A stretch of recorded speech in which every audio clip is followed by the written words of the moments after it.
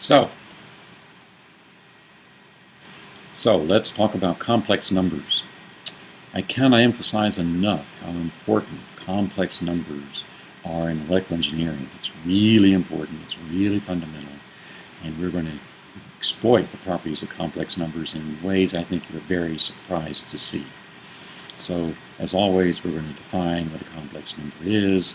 We'll then learn how to add, subtract, multiply, and divide them. And then we're going to go into the important topic of the two different ways of writing complex numbers. It's called Cartesian and polar forms. Okay, so let's define a complex number. And this definition, I think, is a little different than you may be used to. A complex number is an ordered pair of numbers. So, A and B. An ordered pair. Now, what the ordered term means is that A comma B does not equal B comma A. The order matters. They're not the same thing. And similarly, if you have two complex numbers that equal each other, what that means is that A equals C and B equals D. So that's what the ordering has to do with things. And now we need to figure out how to do arithmetic with these numbers, what the rules of algebra are for them. And let's start with multiplying a complex number by a scalar.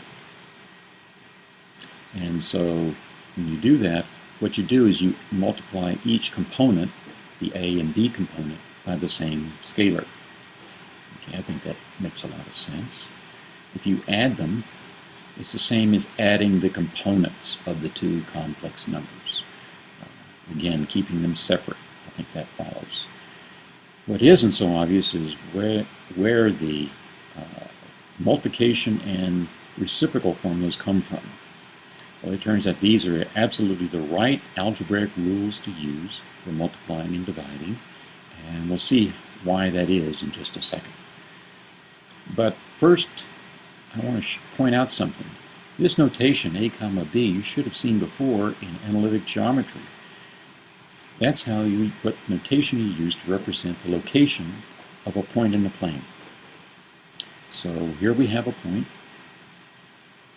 and this is its location in the plane.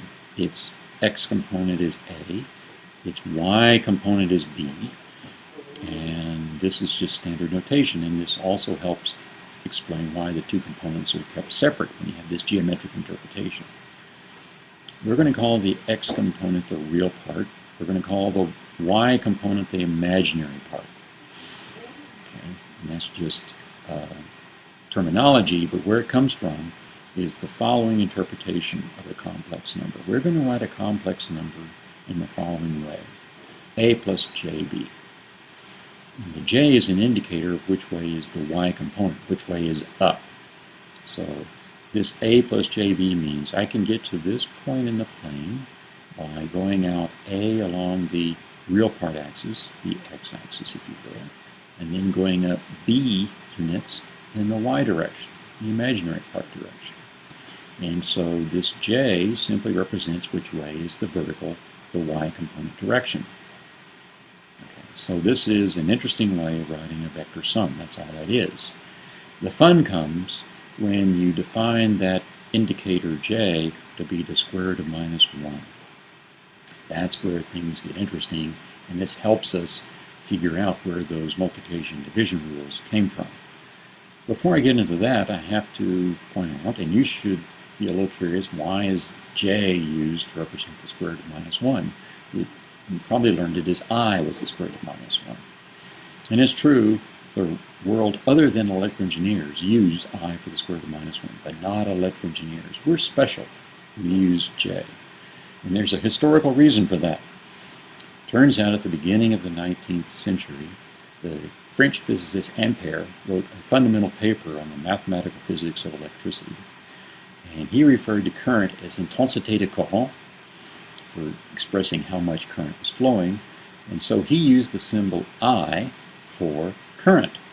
So according to him, I is the same as current. Well, it was toward the end of the 19th century that the importance of complex numbers came up. And so we can't use I because electrical engineers throughout the 19th century were using I for current. So we use the next letter in the alphabet. So it's only electrical engineers that use J for the square root of -1. So since you're in this course, you're going to use J for the square root of -1. And all I can say is, welcome to the Electrical Engineering Club. You're now an electrical engineer if you use J for the square root of -1. Fun to be in this exclusive group of really cool people. Okay, so let's go back and look at our arithmetic rules before in the light of thinking about them as A plus JB, a vector sum. So now multiplication by a scalar, well, I think it still makes sense. You have a scalar multiplying a sum. Well, the scalar multiplies each term in the sum. When you have a sum of sums, you just add them all up, and then you're going to group them by their x and y components, their real part and imaginary part components. That makes perfect sense. Now the multiplication rule is going to come up and make a whole lot more sense. So you have a product of two sums. We'll just use your normal algebraic rules that you already know. So A1 times A2, that's A1, A2, of course. And then you get A1 times JB2. Well, that's this, that's fine. So now let's say JB1 times A2. There's that term, that's fine. And the interesting one is JB1 times JB2.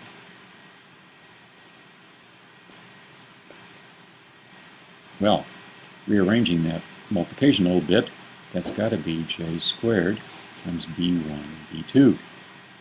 Well, J squared is the square root of -1, so that's -1, which means that's where this term comes from. So, in order to use the regular rules of algebra, when you represent complex numbers in this kind of vector form, this has to be the multiplication rule. So now where this reciprocal rule comes from, we're going to have to wait a little bit. I'll get to that in just a second. Well, now we come to one of the most important results, mathematical results for this course, called Euler's formula. Euler was a 18th century mathematician, the best and most famous mathematician after Newton. And he noticed the following thing. So take an exponential, e to the cx, and write it in Taylor series.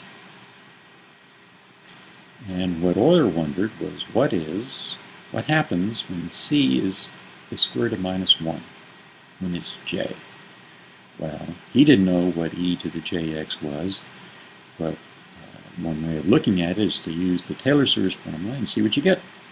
So here are the calculations that he made.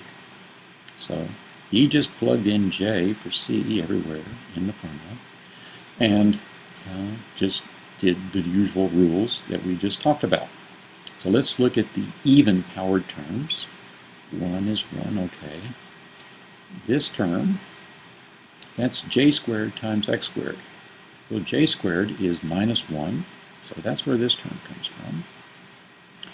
J to the fourth, well, that's j squared times j squared. So that's +1, so that's where that term comes from. Okay, let's look at the odd power terms. Jx, okay, there's Jx. J cubed is j times j squared. So that's j times -1. So we get a minus x cubed term here. So I think you can continue this on, and what the Taylor series says is that the real part, the x component, consists of all the even-powered terms with an alternating sign. The imaginary part consists of the odd-powered terms with an alternating sign. Well, lo and behold, Euler noticed right away, because he's a smart mathematician, that it has to be true that e to the jx is cosine x plus j sine x, because that is the Taylor series for cosine, and that is the Taylor series for sine. It has to be true. Everything is going to work together and hang together and be a coherent mathematical formulation. So, and said another way, he showed that r e to the j theta has to be r cosine theta times plus j r sine theta. Well, that should be very, strike a familiar note, because this looks like polar form. Remember, this is a plus jb. That sure looks like a polar form. And sure enough, if we go back to geometry, that's exactly what it is. So here's our representation of a point in the plane using the regular ordered pair notation. But you can also think about a point in the plane in polar form. So there's a distance from the origin. The point is some distance from the origin, and it's some angle. Well, we know how to convert between the two. We know that the a component, the x component, is r cosine theta, and that the vertical component, the y component, the imaginary component here, is r sine theta. So that's where the rule I derived on the previous slide is all consistent with. It's all consistent with this geometric picture of representing something in Cartesian coordinates or polar form. It turns out to hop between the two. Euler's formula had better be true, or else something is very, very wrong. So you know from your geometry that you find the radius just by using the Pythagorean theorem, and the angle is just the arctangent of the ratio of the y and x components. Okay, so we now have two ways of representing the same complex number. One is Cartesian form, a plus jb. One is polar form, r e to the j theta. And these rules are how you'd go from one to another. Go from polar form back to Cartesian using these rules. Go from Cartesian form to polar form using these rules. And we're going to do that a lot. It turns out certain calculations are better done in one form than another, and you need to be able to go back and forth. And these are the rules that they come from, but these aren't just arbitrary rules. They have to do with the geometry of the 2D plane. Okay, well now this might help explain how some of these weird, if you will, the multiplication and reciprocal rules come from. Well, let's check multiplication rule when things are written in polar form. So we have two polar form complex numbers, and a little bit of rearrangement just gives us this. And note that you multiply two exponentials together, their exponents add. So that's where this comes from. Okay, well, this is just a special polar form. I'm going to convert it to Cartesian form using our rules. Okay, that's where that comes from. And now I'm going to use the cosine of a sum of angles and the sine of a sum of angles formulas that you learn in trigonometry. So that's where this is. This term corresponds to the cosine of a sum of angles, and this term comes from the sine of a sum of angles, and we're using the j to keep us straight about which one goes where. And I've rearranged things a little bit to put the R1 with theta 1 and the R2 with the theta 2. Well, identifying terms, that is just A1, that's just A2, etc. And sure enough, we come up with the same multiplication rule that we derived for Cartesian form. So that works fine. Now the reciprocal rule can be derived rather easily. So writing z in polar form, that's going to be that. Well, the reciprocal of this is 1 over r times e to the minus j theta, because e to the x, and you take the reciprocal of that, well, that's e to the minus x. So this has to be true. Well, now convert that to Cartesian form. So e to the j theta is just cosine of theta. I'm sorry, cosine of minus theta is cosine of theta. That's where that comes from. The sine of minus theta is minus the sine of theta, and that's where this comes from. So that's really quite nice. And now you see where this comes from, because if I multiply top and bottom of this expression by r, we see that r cosine theta, well, that's a, and r sine theta is b, and r squared is just a squared plus b squared. So that's where that reciprocal rule comes from. It's most easily derived in polar form, and now everything hangs together. We now understand all the algebra that there is. Now there's one special thing that comes up in complex numbers, which is a new thing, and that's the complex conjugate. It's a very easy operation, but it's not algebraic. So the complex conjugate of z, which we denote by z star, what it does is it flips the sign of the imaginary part. So z is equal to a plus jb, and z conjugate is a minus jb in Cartesian form. And in polar form, what that does is it changes the sign of the angle, flips it. And that's what the conjugate is. And the conjugate, it turns out, is mathematically important for the following reason. You can now use, say, that z times z conjugate is equal to the radius squared.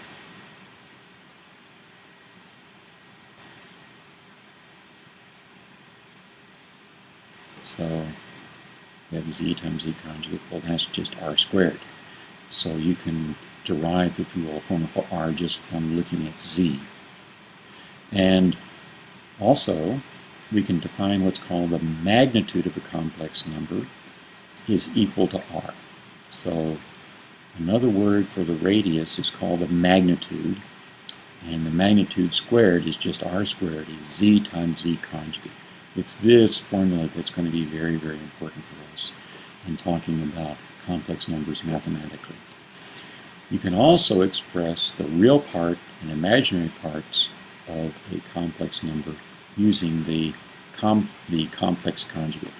So the real part of z, which we'll denote by this, the x component, if you will, is equal to z plus z conjugate. So that's a pretty easy thing to see. So you have a plus jb. You're going to add to that a minus jb. Well, when you do that, these parts cancel, and you're left with 2 times a, so you get to divide by 2. And a similar thing happens when you subtract. Now what happens is that the real parts cancel, and you're left with the 2 imaginary parts adding, and you have to divide by 2j to get back to b. So this equals a, and this equals b.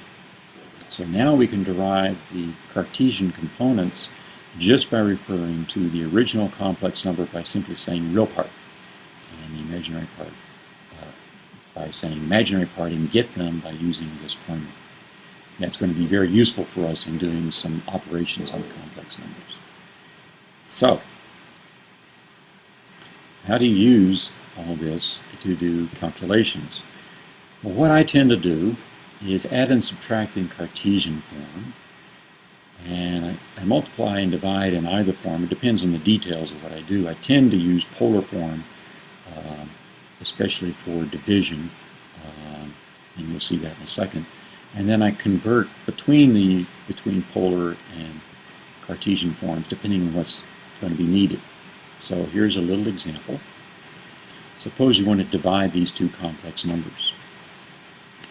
The easiest way to see this, I could use the reciprocal formula, but the easier thing to do is to notice you can play a little mathematical trick. So a plus jb divided by c plus jd I can multiply top and bottom by the conjugate of the denominator.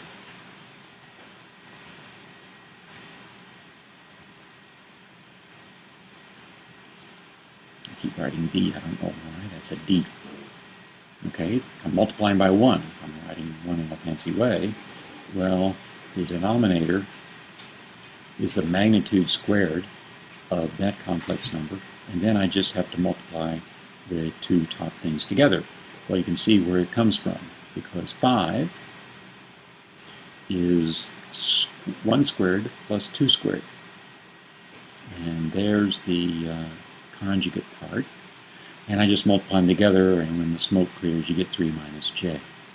So that's a easy way to do a division, in this case in Cartesian form. If it's in polar form, if these original numbers were in polar form, I would have stayed in polar form and just done it that way, because it's very, very easy. Now, another thing that comes up is the magnitude of a ratio. What I want to point out is that the magnitude of a ratio is equal to the ratio of the magnitudes. And I think this is pretty easy to see. If you think about this in polar form, you can derive this yourself. So the magnitude of the numerator is square root of 1 squared plus 1 squared, so you get the 2, square root of 2. And as we've already seen, the square root of 1 squared plus 2 squared is the square root of 5. And so the magnitude of this number is the square root of 2 over 5. And if you find the magnitude of this number, which I ask you to do, I think you'll get the square root of 2 over 5. At least do better. All right. So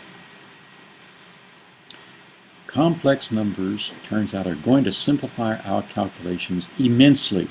I cannot stress that enough. It is extremely important for signal and system theory and electrical engineering. Why that is not obvious yet. Just stay tuned and we'll get to it very, very quickly.